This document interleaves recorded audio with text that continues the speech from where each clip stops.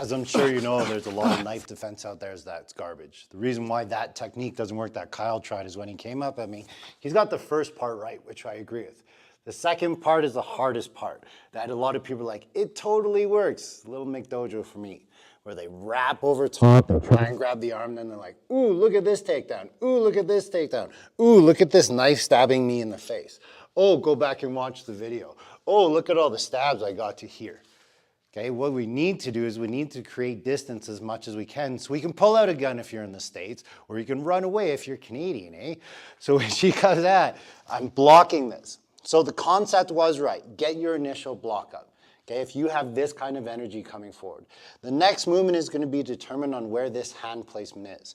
I like to bring this hand underneath at this point because I want to get away from the knife. So as this is here, this hand is coming here and I'm passing it along. Filipino martial artists know what I'm talking about there.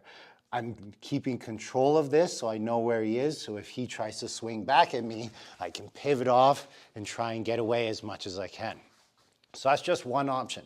Option number two is if I see it come from a mile away, I actually put my right hand there to begin with. So I already start the deflection, already start the pass, and I'm trying to redirect it back into the person.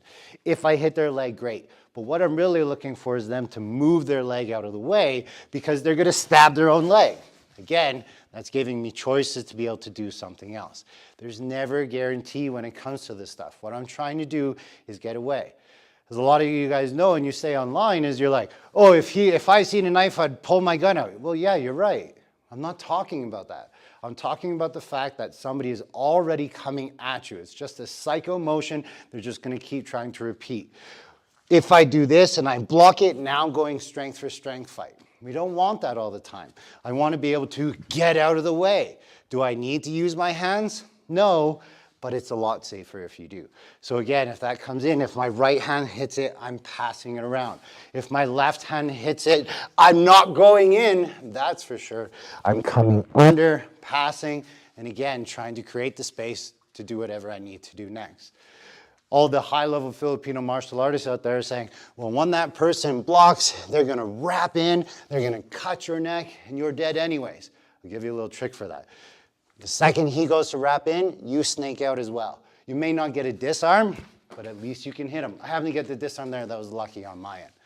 Okay, but what I'm trying to do and what you need to get good at is reading this distance. See if I see he has a knife. When somebody has a reverse blade, it's hard for you to see it. It's usually hidden. So because it's hidden, you may not see this until the very last moment. So when he comes at me, that might be my first response. That's my shelling of my turtle and my guard to keep everything in and safe. So as that happens, I'm just trying to pass it, get away, pull my knife out, or do something. There is no guarantee when it comes to knife defense. Yes, I love Filipino martial arts. I train it a ton. But what I'm trying to do when I'm training my self-defense is training with a mindset that's going to guarantee to keep me alive or at least better my chances of living longer. I don't want to be trying techniques that don't work. And if you have some techniques that you're like, hey, I totally think these would work, go grab a foam knife and try and stab your friends. And you'll see if it works or not, or have them stab you. And if you're successful with them, go against somebody bigger. If you're successful against that guy, go to another school. You gotta pressure test your stuff if you wanna know it works or not. Try these techniques out, and you'll probably guarantee you'll be stabbed less often. Train hard.